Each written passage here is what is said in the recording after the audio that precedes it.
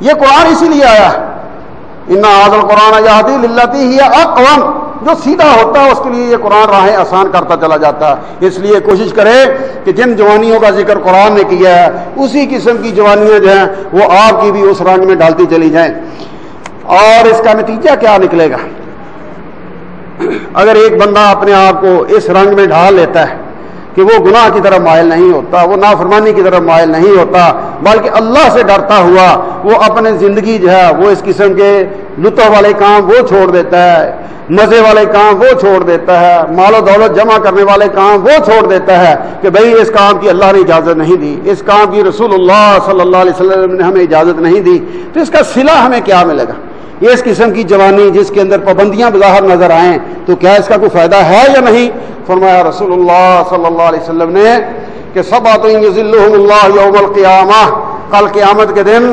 اللہ تعالیٰ ایسے خوش قسمت لوگوں کو، وہ 7 خوش قسمت لوگ ہوں گے جن کو اپنے عرش کے نیچے جگہ دے گا، یوم لا ظل الا ظلہ، جس دن کسی دوسری چیز کا سایہ نہیں ہوگا سوائے اللہ کے عرش کے، صرف اللہ کے عرش کا سایہ ہوگا، اور اس سائے کے نیچے 7 خوش قسمت لوگ ہیں جن کو اللہ تعالیٰ جگہ دے گا، اور ان میں سے ایک خوش قسمت شاب نشأ فی عبادت اللہ، وہ نوجوان ہے جو اللہ کی عبادت میں جوان ہوتا ہے، جس کی جوانی پروان چڑھتی ہے اور اس پر اللہ کی عبادت کا رنگ غالب ہے۔ یہ تو مسیتڑ ہے، یہ تو مولوی ہے، یہ تو بس ہر وقت جو ہے وہ مسجد کے گرد گھومتا رہتا ہے، کبھی مسجد کی صفائی کر رہا ہے، کبھی صفے درست کر رہا ہے، کبھی پانی جو ہے وہ اس کا چھڑکاؤ کر رہا ہے، کبھی کوئی کام کر رہا ہے، کبھی کوئی کام کر رہا ہے، ابھی ایک نماز پڑھ کر آیا تھا اور دوسری کے لیے پھر اس کو فکر لگی ہوئی ہے۔ جس کا یہ رنگ ہو اور لوگ اسے اس انداز میں تانے دیں، وہ خوش قسمت نوجوان ہے جس کے بارے میں رسول اللہ صلی اللہ علیہ وسلم نے فرمایا شاب نشأ فی عبادت اللہ، کہ وہ نوجوان جو اللہ کی عبادت میں جوان ہوتا ہے، اور وقلبہ معلق بالمسجد، اور اس کا دل جو ہے وہ مسجد کے ساتھ اٹکا ہوا ہے۔ تو پھر ایسے نوجوان کو کل قیامت کے دن جس وقت لوگ اپنے اپنے پسینے میں غرق ہو رہے ہوں گے، اس وقت اس نوجوان کو اللہ اپنے عرش کے سائے کے نیچے جگہ دے گا۔ اب یہ دھوپ پڑی تھی نا پچھلے دنوں بہت سخت، تو آدمی جو تھا وہ سایہ تلاش کرتا پھرتا تھا، اور کچھ نہیں دیوار کا سایہ، اور کچھ نہیں کسی لولے لنگڑے درخت کا سایہ، کسی جگہ مجھے سایہ مل جائے اور میں اس کے نیچے پناہ لے لوں۔ اور یہ معمولی سی گرمی تھی، یہ آخرت کی گرمی کے مقابلے میں 70واں حصہ ہے یہ دنیا کی آگ، یا 100واں حصہ ہے مختلف روایتوں کے مطابق، اور یہ ہم سے برداشت نہیں ہوتی۔ اور اس آخرت کی آگ کو، آخرت کی گرمی کو ہم کیسے برداشت کریں گے؟ اگر ہم اس سے بچنا چاہتے ہیں تو ہر نوجوان کو یہ فیصلہ کرنا ہوگا کہ میں نے اپنی جوانی اس رنگ میں گزارنی ہے کہ کل مجھے اللہ کے عرش کے سائے میں جگہ ملے۔ آج آپ کی کوشش ہوتی ہے مجھے فلاں نوکری مل جائے، مجھے فلاں یہ مل جائے، وہ مل جائے، اور اسی کے اندر ایک یہ بھی اپنا ہدف بنا لیں۔ اور جوانی اس میں آپ جو اپنا ہدف بنا لیں گے اس کو طے کرنے کے لیے، اس کو حاصل کرنے کے لیے آپ کے لیے کوئی رکاوٹ نہیں ہوتی، کیونکہ اتنی قوت، اتنی ہمت، اتنی طاقت ہوتی ہے کہ جو کچھ آپ کرنا چاہیں کر سکتے ہیں۔ اس لیے اپنا ہدف بنائیں، اور ہدف بناتے ہوئے ہمیشہ مسلمان کو تلقین یہ ہے کہ اللہ سے جنت بھی مانگنی ہے تو جنت الفردوس مانگو جو سب سے اعلیٰ ہے۔ سب سے اعلیٰ مانگو گے تو آخری درجے کی جنت تو مل جائے گی نا۔ اگر آپ نے پہلے سے نیت کی کہ میں نے کلرک بننا ہے، اب کلرک سے نیچے تو چپراسی ہے نا، کلاس 4 ہے، اور اگر آپ نیت کریں کہ میں نے فلاں اونچی جگہ پہ جانا ہے جہاں میری بھی زندگی آرام اور سکون کی ہو، اور اس جگہ پر بیٹھ کر میں انسانیت کے کام آنے والا ہوں، میں انسانیت کی ہمدردی اور خیرخواہی کرنے والا ہوں، میں دکھی لوگوں کے دکھ جو ہے وہ بانٹنے والا ہوں، میں ان کی مصیبتوں میں مشکل گھڑی میں ان کے کام آنے والا ہوں، یا اللہ مجھے ایسی کسی اچھی جگہ پر نصیب کرنا، بٹھانا، اونچی جگہ پر پہنچا دینا۔ اگر آپ یہ ہدف بنائیں گے اور اس ہدف کے لیے جو ضروری کوشش ہے وہ بھی کریں گے تو اللہ کسی کی محنت کو ضائع نہیں کرتا۔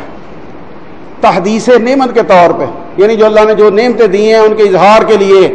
اگر کوئی بندہ بات کر دے تو وہ بھی میرے خیال میں کوئی بری بات نہیں، اسلام کا یہ پسندیدہ رویہ ہے۔ تحدیث نعمت کے طور پہ میں ذکر کروں گا اپنے بارے میں کہ ہمیشہ میں نے اللہ سے دعا کی کہ یا اللہ ہر امتحان میں نے فرسٹ ڈویژن پاس کرنا ہے۔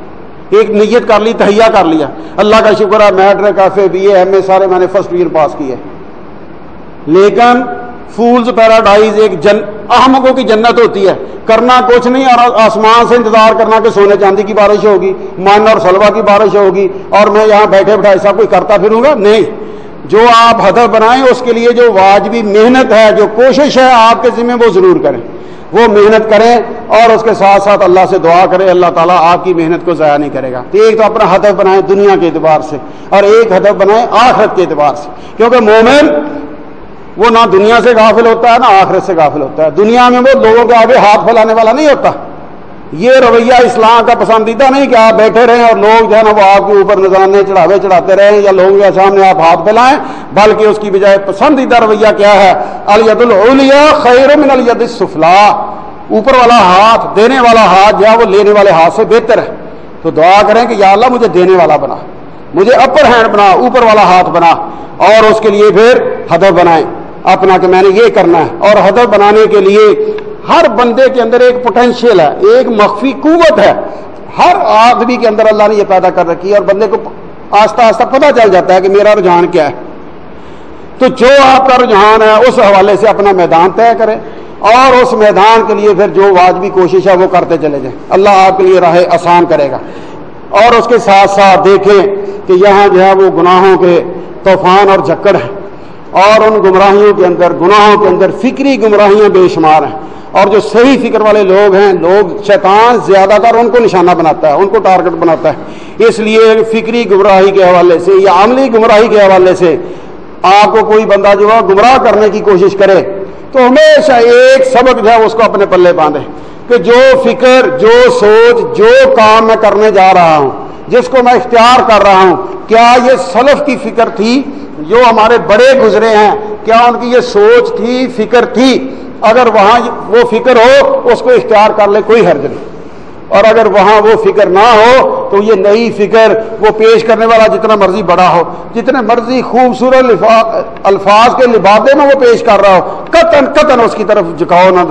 دکھائیں اور اس کو قطعاً قبول کرنے کے لیے تیار نہ ہو۔ یہ فکری گمراہیاں جو ہیں یہ بندے کو بہت دور لے جاتی ہیں، حتیٰ کہ عین شیطان کا اعلی کار بن جاتا ہے۔ اس لیے ہمیشہ سلف کی راہ، اپنے بزرگوں کی راہ جو ہے اس کو دیکھیں کہ اس کے اندر یہ فکر جو ہے وہ پائی جاتی ہے تو قبول کریں، ورنہ بالکل قبول نہ کریں۔ اسی طرح زندگی کے لیے فکری رویے کے بعد عملی رویہ جو ہے وہ ایک نوجوان کا کیسا ہونا چاہیے۔ قرآن نے بیان کیا ہے کہ اگر آپ گھر کے اندر ہیں، اپنے ماں باپ کے سامنے ہیں، ولا تقل لهما اف ولا تنهرهما، ماں باپ کے سامنے اف تک نہیں کرنا، ان کو جھڑکنا نہیں، ڈانٹنا نہیں، یہ کیا مصیبت ہے، یہ کیا بڈھا ہے جان ہی نہیں چھوڑتا، یہ نیا دور ہے، ہم آگے وہ سوچتے ہیں، یہ ہمیں پیچھے کی باتیں کرتے رہتے ہیں، ہمیں پیچھے سے پیچھے لے جانا چاہتے ہیں۔ یہ ماں باپ کے بارے میں قطعاً تلخی والا، بہودگی والا رویہ جو ہے وہ، تلخی والے آثار جو ہیں وہ بھی چہرے پہ نہیں آنے چاہیے۔ ان کا حق یہ ہے کہ آپ ان کی بات کو دل و جان سے تسلیم کریں۔ وجہ رضا رب برضا الوالدین، اللہ کی رضا والدین کی رضا میں، وسخط رب بسخط الوالدین، اور اللہ کی ناراضگی والدین کی ناراضگی میں۔ اگر آپ اللہ کو راضی کرنا چاہتے ہیں تو والدین کو راضی رکھیں۔ والدین ان کا آپ کے ساتھ تعلق جو ہے وہ دل کے ٹکڑے والا ہے، آپ ان کی آنکھوں کے نور ہیں، دل کا سرور ہیں، اور ان سے مخلص دنیا کے اندر اور کوئی تعلق نہیں۔ اس لیے جب ماں باپ، والدین اپنے تجربے کی بنیاد پر آپ کو کسی بات سے روکیں تو اس پر تلخ ہونے کی بجائے، طیش میں آنے کی بجائے یہ سمجھیں کہ دنیا کے اندر اگر سب سے بڑا میرا خیر خواہ ہے تو میرے والدین ہیں، اور یہ خیر خواہی سے مجھے یہ بات سمجھا رہے ہیں تو میں نے اس بات کو سمجھنا ہے۔ اگر آج مجھے طیش آ رہا ہے، اگر آج مجھے یہ بات سمجھ نہیں آ رہی، لیکن ان کی زندگی کا تجربہ ہے، یہ سچے ہیں، یہ صحیح ہے، میں نے اسی بات کو اختیار کرنا ہے۔ ایک طرف والدین راضی ہوں گے، اور حدیث کے اندر ہے کہ 3 ایسے لوگ ہیں جن کی دعا قبول نہ ہو، یہ سوال ہی پیدا نہیں ہوتا، اور ان میں سے ایک والدین کی دعا ہے جو اپنی اولاد کے لیے کرتے ہیں۔ تو والدین کی دعائیں لینے والی اولاد بنے، اور وہ تبھی ہوگا جب آپ ان کے دل کو راضی رکھیں گے، آپ ان کے دل جو ہے ان کو ٹھنڈا رکھیں گے، ان کی آنکھوں کا سرور بنیں گے۔ اور یہ تعلق اولاد کا اور والدین کا بڑا نازک سا تعلق ہے، ابھی آپ کو سمجھ نہیں آئے گا، جب کل آپ والد بنیں گے اور آگے آپ کی اولاد ہوگی تو پھر آپ کو پتہ چلے گا۔